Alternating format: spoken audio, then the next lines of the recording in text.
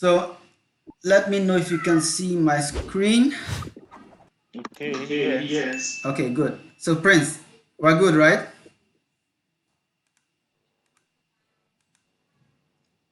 Prince, can you hear us? I can see it. Okay, good. All right, so we just today we're going to um, talk about databases generally, and we're going to talk a little bit about the internals, and then we'll do some practicals, some scripts, and talk deeply into the internals. Okay, so overview, concepts, definitions, and preliminary information. So this definition, I'm sure we're already familiar with it, that a database is an organized, structured collection of data designed for ease of access, manipulation, and management. And most relational management database management systems, they create what can call an abstraction layer between what you call physical structures and logical structures. Let me try to explain the difference between that in simple terms. Now, when you log into your database and you query a table, you see a structure that looks like a two-dimensional structure with rows and columns. And you query it and you are able to retrieve your data. It presents the results set to you in that two-dimensional structure. But if you go to your operating system, you're not going to see any entity that looks like that. You're not going to see any two-dimensional structure on your operating system.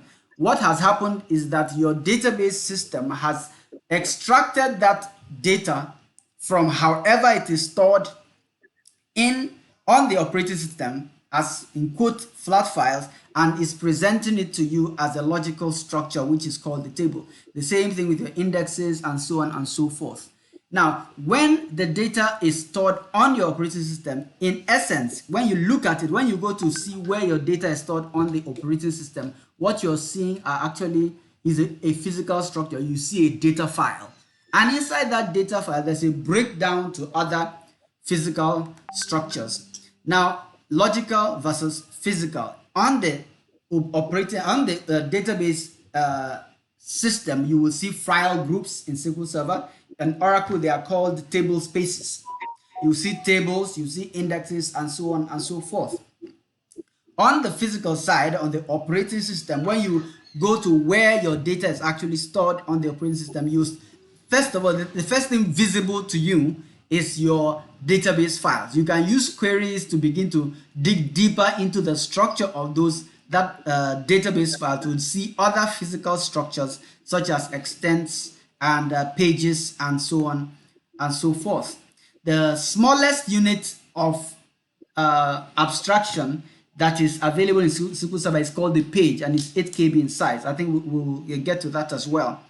Now, database files are typically structured in three ways, or named in three ways. One is MDF. Some people try to allude the meaning on MDF and NDF and LDF, but typically you can think of MDF as a main data file. I don't think it's the official definition, but the first time you create a database and you don't specify any file options, the first file that comes is labeled or named an MDF file. I'll show you this practically. And you can all your data is stored within that MDF.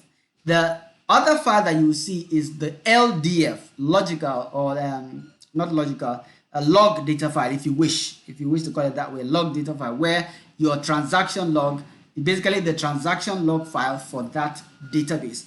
If you create another file to store actual data on your database, every other file you store will be named as a .ndf. Nobody knows what N means. Maybe somebody can tell me. I have not come across.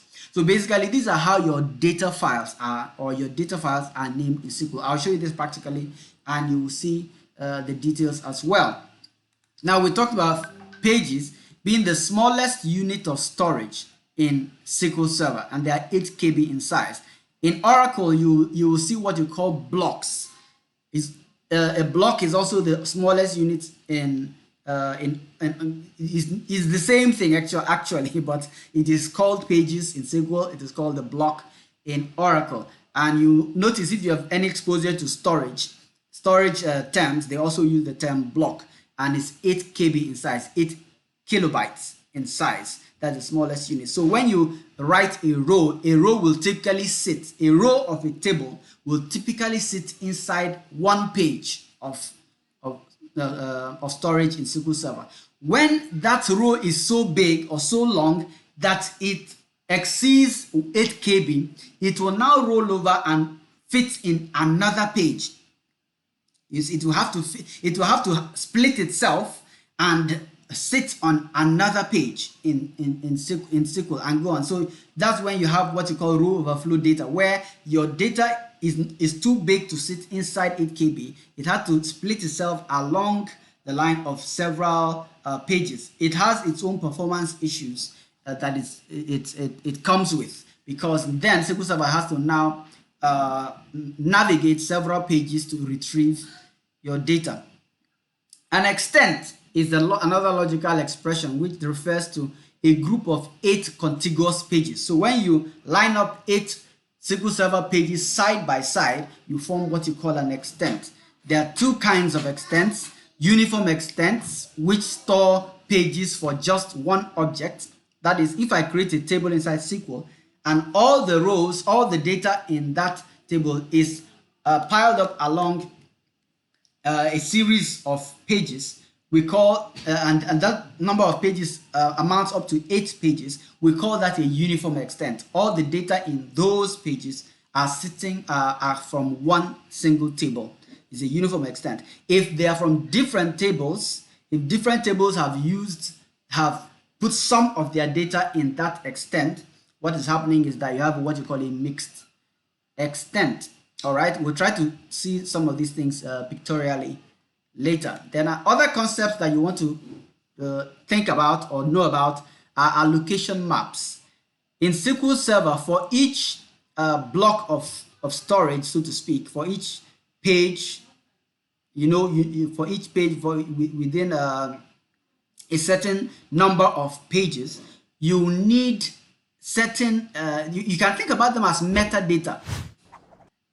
Certain pages that are reserved. They are reserved to show you information about a larger set of pages. For example, the first one is called the global allocation map. And what it does, it's a page on its own. It's an 8 KB page. So it has information about the next 4 GB of data. It has information on that page. So it will write, if it writes 0 on and says, okay, this 0 refers to page so and so and so on the next 8 KB, is saying that that page has not yet been used, right? If he says this 1 belongs to this so and so page of in this at this location, it means it's telling itself that that page has been used.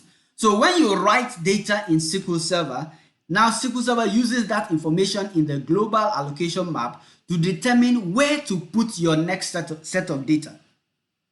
So you do have there is some work to be done in determining where to write your data in the physical structures based on the information in these global allocation map pages. Each GAM page, like they normally call it, tracks 4 GB of data. So for every 4 GB of data in your data file, there's a new GAM page. For every 4 GB, there's a new GAM page. And it makes sense to have not too many GAM pages because of contentions are associated with determining where to put your data. You get? So that's why when you are dealing with data files in SQL Server, it's good to have a certain size of your data file to make sure that you are not having too much contention related to GAM. Typically, I'll just keep my data files to like 100 gigs. Some even want to keep it smaller. Instead of extending the data file, simply create a new one. All right, there is the second type of allocation map called the shared allocation map. Shared allocation map pages. These pages are used to track mixed extents. So, for every, if you have basically a bitmap on that in that page that says, okay, 1 means that the extent, that extent that bitmap is associated with is a mixed extent. If it's a 0, it is not a mixed extent. Again, the SGAM pages track up to 4 GB of data. Then you have the IAMs, the index allocation map pages. They track pages and extents used by different objects. So each table or index, each structure of such has its own set of IAM pages. So these are like metadata kind of these pages. They are all pages, but they are reserved in SQL Server to store metadata about the way that data is allocated, that pages are allocated within your data files. That's basically what they are used for. There's much more information on them when you start going to the internals of SQL Server. All right. So, I hope I'm capturing the screen.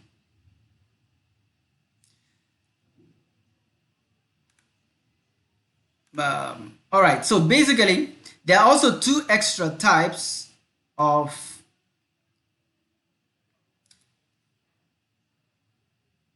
allocation maps: the differential change allocation maps and then bulk change maps. The differential change, basically, that is what SQL Server uses to know where the last differential backup stopped.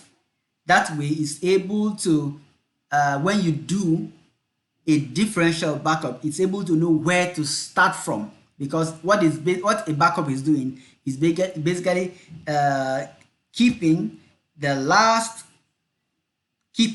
a copy of the extents that have changed since the last full backup or since the last differential backup. So it needs to know where that change stopped, what is the last page, where is the last extent that was touched in that last backup.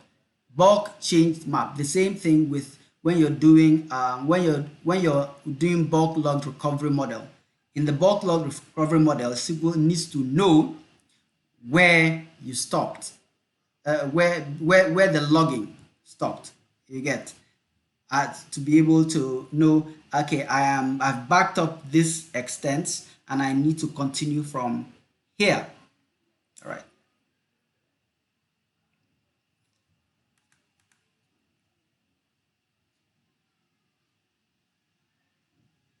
Okay, 1 minute, please.